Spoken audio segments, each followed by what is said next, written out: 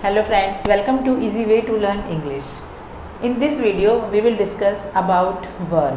Verb एक action word होता है जो कि हमें एक्शन शो करता है. डिफरेंट टाइप के सेंटेंसेस में डिफरेंट टाइप की वर्ब्स होती हैं. Auxiliary verb, main verb, helping verb, transitive verb, intransitive verb, infinitive verb, gerund also verb. तो इस तरह की जो वर्ब होती हैं ये हमें एक्शन शो करती हैं. जैसे खाना, पीना, जागना, हंसना, रोना, ये सब हमें नाम लेकर ही पता चल रहा है कि इनमें कोई एक्शन है, इनमें कोई मूवमेंट है. तो जो वर्ड्स मूवमेंट शो करते हैं दैट आर कॉल्ड वर्ब. तो आज हम देखेंगे ऑक्सिलरी वर्ब. तो मॉडल ऑक्सिलरी वर्ब नहीं, आज हम देखेंगे सिर्फ ऑक्सिलरी वर्ब जो कि हम कह सकते हैं हेल्पिंग वर्ब. ठीक है, तो जैसे कि is, are, am, was, verb. जो हमारे पास ऑक्सिलरी वर्ब हैं वो हैं is, am, are, was, were, has, have, has been, had been. ये सब ऑक्सिलरी वर्ब हैं जो कि कहीं ना कहीं सेंटेंस में मेन वर्ब के साथ भी आती हैं और विदाउट मेन वर्ब भी आती हैं. तो देखिए sentence number 1, what is your height. वैसे तो कहते हैं कि अरे इज़, एम, आर का ही तो यूज़ है, बड़ा इजी है, हमें तो आता है. लेकिन अगर डीप में जाओगे, अगर डीपली इसके बारे में स्टडी करोगे इज़, एम, आर के, तो ये भी बहुत बड़ा एक चैप्टर है और बहुत सारे सेंटेंस हमारी डेली रूटीन के इसी पर बेस्ड होते हैं. आप देखिए हम पूछ सकते हैं किसी से what is your height, what is your age, what is your name, where are you going. Are इसमें ऑक्सिलरी वर्ब है. Where are you going, what are you doing, how are you doing. ठीक है ना, how are you. And जब हम इनका answer करते हैं तो जैसे what is your as, I am 25, I am 23, I am 19. इस तरह से हम आंसर दे सकते हैं. What is your height, I am 5 feet 4 inch, I am 6 feet 1 inch. तो ये हमारे आंसर, इसमें भी हम आंसर देंगे इज़, एम, आर का यूज़ करके. ठीक है, तो what is your height, I am 5 feet 3 inch. How old are you? I am 19 years old. I am 50 years old. I am 49 years old. और हम only भी कह सकते हैं. I am only 49. I am only 45. I am 16. इस तरह से भी आंसर दे सकते हैं. ये हमारी अब यहाँ पर जो था What is your height, इसमें कोई भी अदर वर्ब नहीं है, ओनली इज़ का ही यूज़ किया गया है. तो यहाँ पर ये हो जाएगी प्रिंसिपल वर्ब और मेन वर्ब. प्रिंसिपल वर्ब और मेन वर्ब, क्योंकि कोई और वर्ब है ही नहीं, तो यही एक वर्ब है जो कि पूरे सेंटेंस पर रूल कर रही है. तो this is main verb. How old are you, इसमें भी हम सिर्फ एक ही वर्ब देख रहे हैं, आर. तो यहाँ पर भी ये मेन वर्ब का ही काम कर रही है. ही इज़ हैप्पी, हमारी स्टेट बताता है. I am happy, I am upset, I am angry, I am not happy, I am excited. ठीक है ना, तो ये हमारी इस तरह से स्टेट बताता है. He is not happy, he is excited, he is not excited, he is upset, he is not upset. ठीक है, तो इस तरह से हमारी स्टेट बताने के लिए हम इज़ का, वॉज का, वर का, अगर मैं यहाँ पर वॉज लगा दूँ तो मैं पास्ट की बात करूँगी. अगर मैं वॉज लगा देती हूँ ही के साथ तो वॉज ही आएगा. सिंगुलर के साथ हम इज़ का, सिंगुलर के साथ हम यूज़ करते हैं इज़ का, एम का. एम तो चलो आई के लिए हो ही गया. इज़ का यूज़ करते हैं प्रेजेंट में. पास्ट में हम करते हैं वॉज का यूज़ सिंगुलर के साथ, और प्लूरल के साथ हम करते हैं आर का यूज़. प्रेजेंट में हम प्रेजेंट की बात कर रही हूँ मैं. सिंगुलर के साथ इज़ का और प्लूरल के साथ आर का यूज़ करते हैं. पास्ट में सिंगुलर के साथ वॉज का करते हैं और प्लूरल के साथ वर का करते हैं. ठीक है ना, बस यही आज इस चैप्टर में हम देखेंगे is, are, was and were. She is making tea, वो चाय बना रही है. इज़ यहाँ पर अब मेन वर्ब नहीं है. क्यों? क्योंकि यहाँ पर एक और मेन वर्ब है मेकिंग, जो कि मेन वर्ब है. तो यहाँ पर ये इज़ इसको हेल्प कर रहा है. तो यहाँ ये हो जाएगा ऑक्सिलरी वर्ब, ऑक्सिलरी वर्ब, और हम इसको बोलेंगे helping verb. Lovi is singing a song, Lovi एक गाना गा रही है. यहाँ पे सेम कंडीशन है, इज़ हेल्पिंग वर्ब और ऑक्सिलरी वर्ब सिंगिंग यहाँ पर मेन वर्ब हो जाएगा। वेयर वॉज ही वर्किंग, वो कहाँ काम कर रहा है। देखिए इस तरह के सेंटेंस भी हम फ्रेम कर सकते हैं। Where is he working, where are you working, where were you working, तुम कहाँ काम कर रहे थे। Where were you working. Where is she working, वो कहाँ काम कर रही थी। She is working in a firm, वो एक फर्म में काम कर रही थी। She is doing house chores, वो घर के काम कर रही थी। शी वॉज बिजी, अब वॉज का यूज़ आ गया। She was busy in her studies, वो अपनी पढ़ाई में बिजी थी। Where was he working, he was working in a shop, वो एक शॉप में काम कर रहा था, एक शॉप पर काम कर रहा था। He is known to me, इस तरह के सेंटेंस भी बना सकते हैं। He is known to me, वो मैं उसको जानती हूँ, या वो मुझसे जाना जाता है, मैं उसे जानती हूँ। He is known to me. I am known by you, तुम मुझे जानते हो।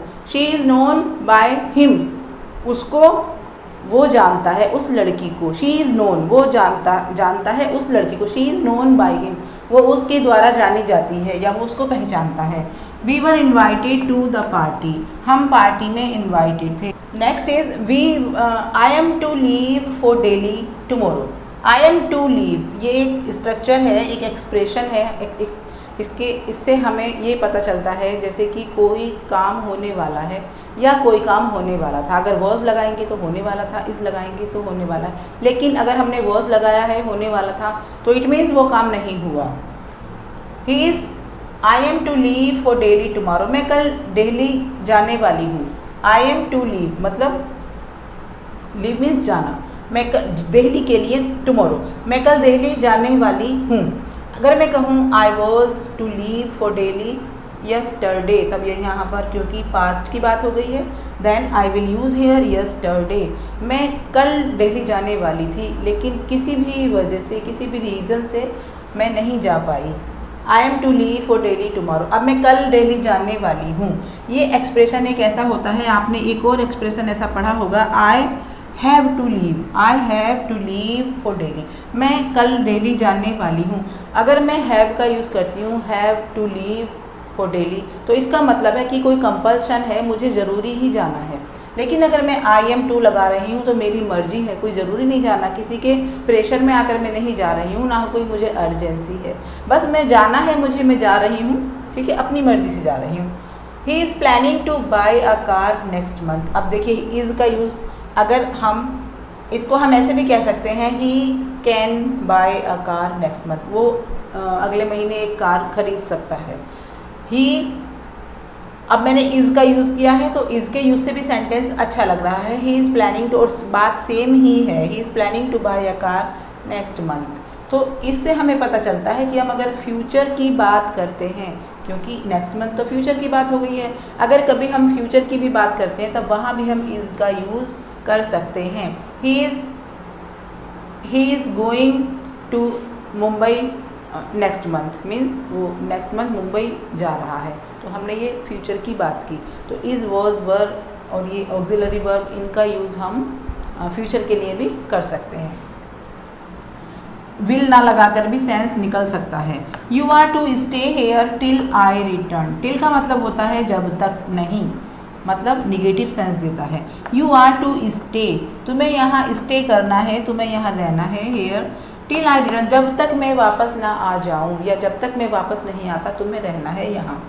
You are to stay here till I return, you are to stay here till I complete my video.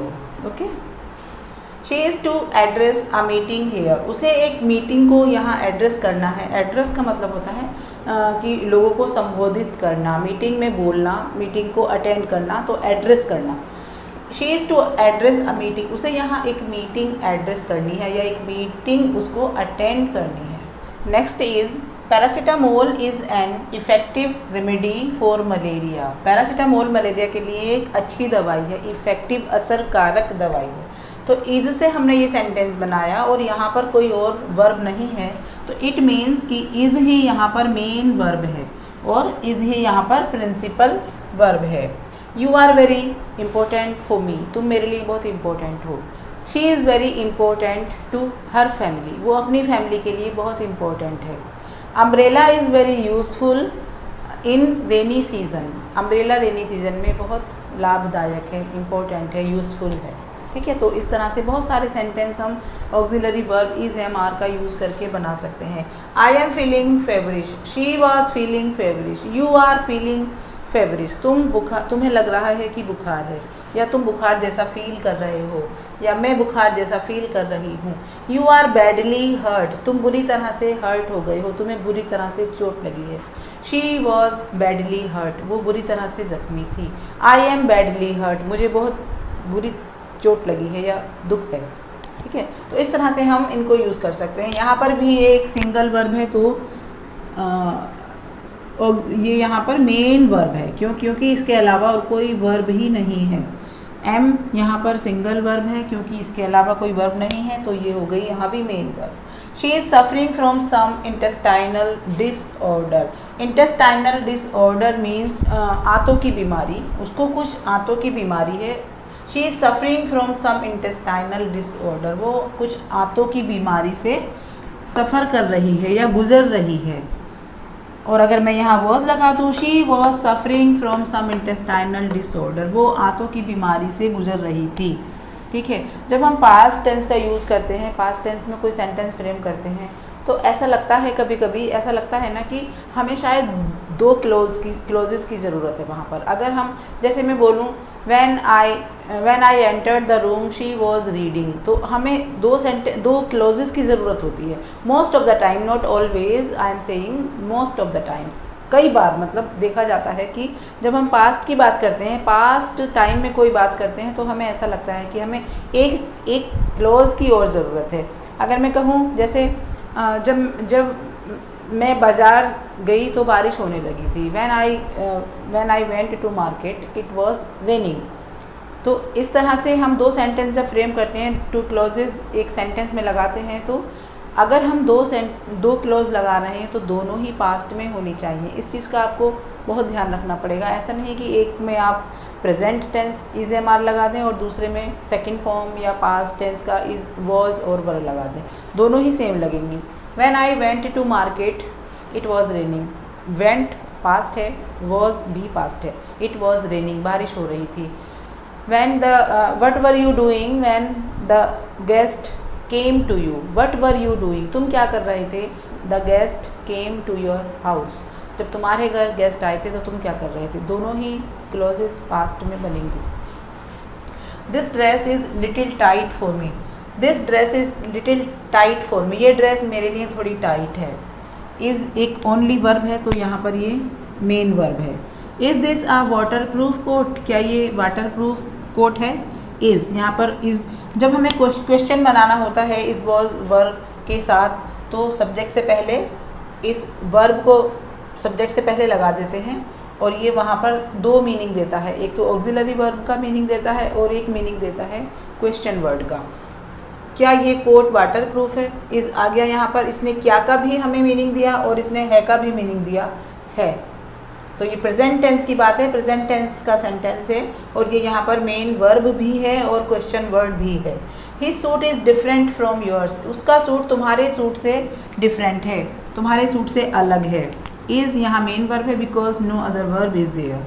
That was very beautiful picture, वो बहुत अच्छी picture थी।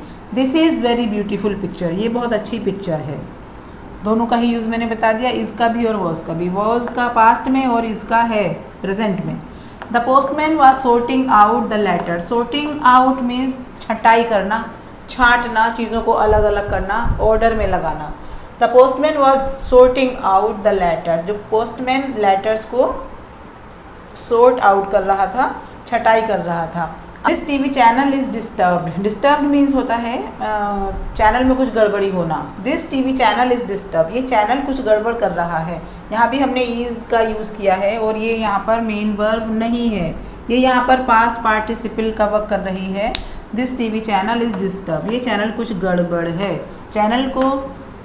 Channel के बारे में बता रहा है, नाउन के बारे में, और ये यहाँ पर पास्ट पार्टिसिपल है जो वर्क कर रहा है एडजेक्टिव का, ये एक एडजेक्टिव का वर्क कर रहा है, क्योंकि ये चैनल को क्वालिफाई कर रहा है, चैनल की जो स्टेट है उसको मॉडिफाई कर रहा है, और चैनल एक नाउन है नाउन के बारे में बता रहा है, तो ये डिस्क्राइबिंग वर्ड हुआ जो कि एडजेक्टिव्स होते हैं। This is all for today and I hope you understood something from my video. If you learned something from my video, please subscribe to my channel. I will be back soon. Till then, take care of you and bye.